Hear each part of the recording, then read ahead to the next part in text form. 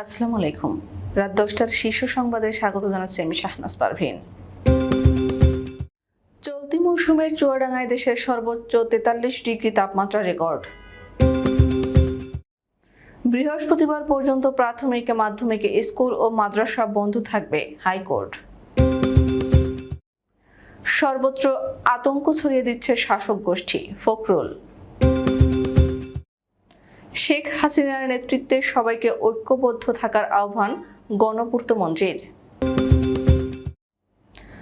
বাংলাদেশ চীন সম্পর্ক কি চীন পাকিস্তানের মতো হচ্ছে, প্রশ্ন ভারতীয় কূটনীতিকের। প্রচণ্ড গরমের শ্রেণীকক্ষে 12 শিক্ষার্থী অসুস্থ, স্কুল ছুটি ঘোষণা। টানা ঝড় বৃষ্টি হতে পারে যেসব অঞ্চলে। সাম্প্রদায়িক দাঙ্গা বাঁধিয়ে আন্দোলন নস্যাৎ করা যাবে না, দুদু। তাজউদ্দিন মেডিকেলে অভিযানে অনিয়ম দুর্নীতির তথ্য পেয়েছে দুদক। তাপদাহের মধ্যে পানির সংকট রাজধানীর বিভিন্ন এলাকায়। ভারতের রাজস্থানে মসজিদের ভিতরে ইমামকে পিটিয়ে হত্যা। নির্বাচনের আগে সিএএ চালু করে ভোট টানার কৌশল ব্যর্থ বিজেপির। এবং ব্রিটেনে অবৈধ অভিবাসী গ্রেফতারের সাঁড়াশি অভিযানের ঘোষণা। শুনছিলেন শিরোনাম, এবার বিস্তারিত। 10 বছরের রেকর্ড অতিক্রম করেছে চুয়াডাঙ্গার তাপমাত্রা। সোমবার বেলা 3টায় চুয়াডাঙ্গায় 43 ডিগ্রি সেলসিয়াস তাপমাত্রা রেকর্ড করা হয়েছে। এর আগে 2014 সালের 21শে মে এ জেলার তাপমাত্রা রেকর্ড করা হয় 43.2 ডিগ্রি সেলসিয়াস।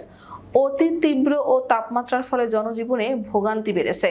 জেলার উপর দিয়ে বেশ কিছুদিন ধরে তীব্র ও অতি তীব্র তাপ প্রবাহ বয়ে যাচ্ছে। তীব্র তাপ প্রবাহের কারণে সব শ্রেণী পেশার মানুষকে অবর্ণনীয় দুর্ভোগ পোহাতে হচ্ছে। সকাল থেকে ছিল ঝাঁঝালো রোদ। জরুরি প্রয়োজন ছাড়া মানুষ সকাল 10টার পর থেকে ঘরের বাইরে আসেনি। নিম্ন আয়ের মানুষদের তীব্র তাপে দুর্ভোগে পড়তে হয়েছে। রিকশা ভ্যান চালকরা পর্যাপ্ত যাত্রী পাননি। চলমান তাপপ্রবাহের মধ্যে শিক্ষা প্রতিষ্ঠান খোলার পর 18 জনের মৃত্যুর ঘটনায় প্রাথমিক মাধ্যমিক স্কুল ও মাদ্রাসার ক্লাস আগামী বৃহস্পতিবার পর্যন্ত বন্ধ রাখার নির্দেশ দিয়েছেন হাইকোর্ট। সোমবার বিচারপতি কে এম কামরুল কাদের ও বিচারপতি খিজির হায়াতের হাইকোর্ট বেঞ্চ স্বপ্রণোদিত হয়ে এই আদেশ দেন। তবে যেসব স্কুলে এসির ব্যবস্থা আছে, পরীক্ষা চলমান এবং ও লেভেল এ লেভেল পরীক্ষা ছাড়াও কলেজ বিশ্ববিদ্যালয়ের জন্য এই আদেশ প্রযোজ্য হবে না। এর আগে রোববার স্বাস্থ্য মন্ত্রণালয় ও আবহাওয়া অধিদপ্তরের সঙ্গে পরামর্শক্রমে ঢাকা, চুয়াডাঙ্গা, যশোর, খুলনা ও রাজশাহী এই 5 জেলার সব মাধ্যমিক বিদ্যালয়, কলেজ, মাদ্রাসা ও কারিগরি শিক্ষা প্রতিষ্ঠান সোমবার বন্ধ থাকবে বলে এক বিজ্ঞপ্তিতে জানানো হয়। বিজ্ঞপ্তিতে আরও বলা হয়, যেসব শিক্ষা প্রতিষ্ঠানে শীতাতপ নিয়ন্ত্রণ ব্যবস্থা বিদ্যমান রয়েছে সেসব শিক্ষা প্রতিষ্ঠান কর্তৃপক্ষ চাইলে খোলা রাখতে পারবে। আওয়ামী অবৈধ শাসক গোষ্ঠী তাদের দুঃশাসন প্রলম্বিত করতেই শহর থেকে গ্রাম সর্বত্র ভীতি ও আতঙ্ক ছড়িয়ে দিচ্ছে বলে মন্তব্য করেছেন বিএনপি মহাসচিব মির্জা ফখরুল ইসলাম আলমগীর। সোমবার এক বিবৃতিতে এমন মন্তব্য করেন তিনি। যুবদল কেন্দ্রীয় কমিটির সভাপতি সুলতান সালাউদ্দিন টুকু এবং বিএনপির নির্বাহী কমিটির সদস্য এস এম ওবায়দুল হক নাসিরের জামিন নামঞ্জুর ও কারাগারে প্রেরণ। হাইকোর্টের জামিন শেষে সোমবার কুড়িগ্রাম জেলা বিএনপির যুগ্ম সাধারণ সম্পাদক সোহেল হোসেন কায়কোবাদ সহ অন্যান্য নেতৃবৃন্দের জামিন নামঞ্জুর ও কারাগারে প্রেরণ এবং রাজশাহী জেলা যুবদলের যুগ্ম আহ্বায়ক সাদ্দাম হোসেনের জামিন নামঞ্জুর ও কারাগারে পাঠানোর ঘটনায় গভীর উদ্বেগ প্রকাশ করে এ বিবৃতি দেন ফখরুল।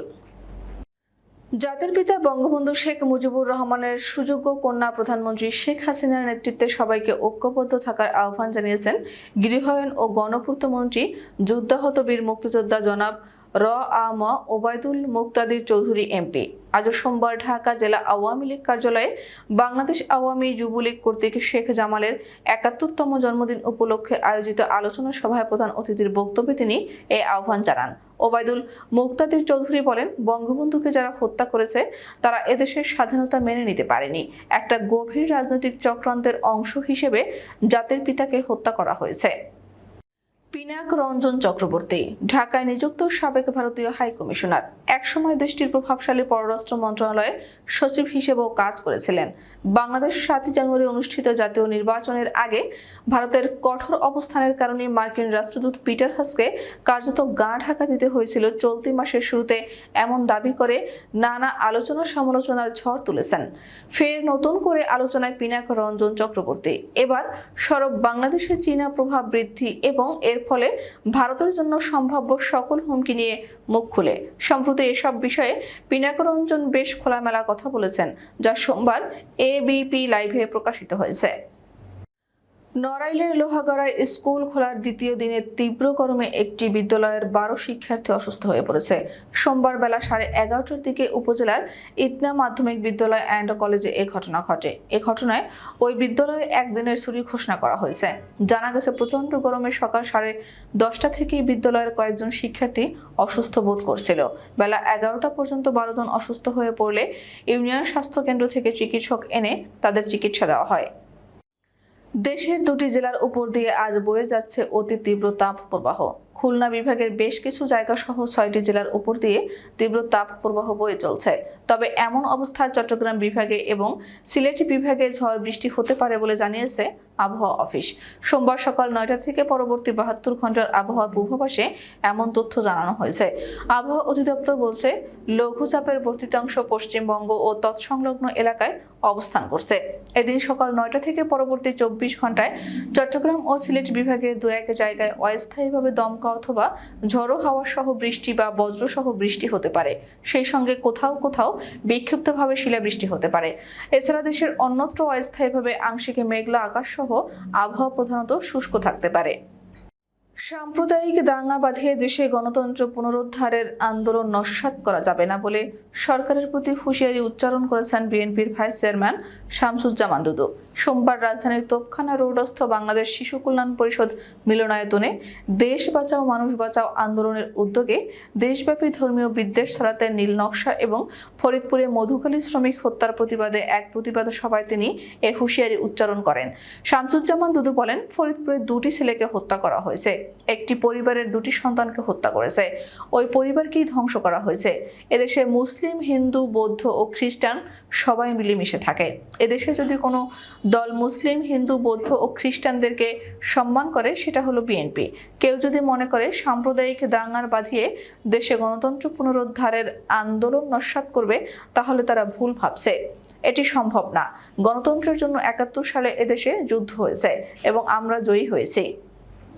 গাজীপুরের শহীদ তাজ উদ্দিন আহমদ মেডিকেল কলেজ হাসপাতালে অভিযান চালিয়েছে দুর্নীতি দমন কমিশন। সোমবার দুদকের সমন্বিত জেলা কার্যালয় গাজীপুরের সহকারী পরিচালক মোহাম্মদ সাইদুজ্জামানের নেতৃত্বে এ অভিযান পরিচালনা করা হয়। এ সময় সহকারী পরিচালক মোহাম্মদ মশিউর রহমান ও উপসহকারী পরিচালক প্রান্তিক সাহা উপস্থিত ছিলেন। অভিযান শেষে দুপুরে দুদকের সমন্বিত জেলা কার্যালয়ে গাজীপুরের উপপরিচালক বাইজিদুর রহমান খান নিজ কার্যালয়ে সাংবাদিকদের ব্রিফিং করেন। মাস জুড়ে টানা তাপ প্রবাহে পুড়ছে দেশ। সূর্যের তেজে মুচড়ে পড়েছে জনজীবন। বাইরে বের হলে গলা শুকিয়ে আসছে পিপাসায়। প্রচণ্ড গরমের সঙ্গে অধিক আর্দ্রতায় শুকাচ্ছে না ঘাম, কাপড় ভিজে লেপটে যাচ্ছে শরীরে, আর দ্বিগুণ হচ্ছে অস্বস্তি। এই যখন পরিস্থিতি, এর মধ্যেই রাজধানীর বিভিন্ন এলাকায় ঘাটতি দেখা দিয়েছে ঢাকা ওয়াসার পানি সরবরাহে। বাসাবাড়িতে পানি না পেয়ে অসহনীয় দুর্ভোগে পড়েছেন বাসিন্দারা। গত কয়েকদিনে খোঁজ নিয়ে দেখা গেছে, বাড্ডা, নতুন বাজার, রামপুরা, মেরুল, ডিআইটি, মালিবাগ, বাসাবো, মিরপুর, পুরান ঢাকা, মুগদা, মান্ডা, লালবাগ, রায়েরবাগ সহ রাজধানীর বিভিন্ন এলাকার বাসিন্দারা পানি পাচ্ছেন না ঠিক মতো। হঠাৎ রাজধানীর এতগুলো এলাকায় পানির এ সংকটের কারণ জানতে গেলে ঢাকা ওয়াসার পক্ষ থেকে বলা হয়, সার্বিকভাবে পানি সরবরাহে ঘাটতি নেই, তবে কয়েকদিনের অসহনীয় গরমের কারণে পানির চাহিদা বেড়েছে। ভারতের উত্তর পূর্বাঞ্চলীয় প্রদেশ রাজস্থানের আজমিরে মসজিদের এক ইমামকে পিটিয়ে হত্যা করেছে মুখোশ পরিহিত অজ্ঞাত 3 দুর্বৃত্ত। শনিবার আজমিরের একটি মসজিদের ভেতরে এই হত্যাকাণ্ডের ঘটনা ঘটে বলে দেশটির সংবাদ মাধ্যম এনডিটিভির প্রতিবেদনে জানানো হয়েছে। এতে বলা হয়েছে, আজমিরের রামগঞ্জের কাঞ্চননগরে অবস্থিত মসজিদের ভেতরে 6 শিশুকে নিয়ে ঘুমিয়েছিলেন মোহাম্মদ মাহের নামের ওই ইমাম। এ সময় আক্রান্ত হন তিনি। এনডিটিভি বলেছে, মুখোশ পরিহিত 3 দুর্বৃত্ত মসজিদের ভেতরে প্রবেশ করে মোহাম্মদ মাহেরের উপর আক্রমণ চালায়। ওই সময় তাকে বেধড়ক লাঠি পেটা করে তারা। 30 বছর বয়সী ইমাম মোহাম্মদ মাহের উত্তরপ্রদেশের রামপুরা এলাকার বাসিন্দা বলে জানিয়েছে পুলিশ।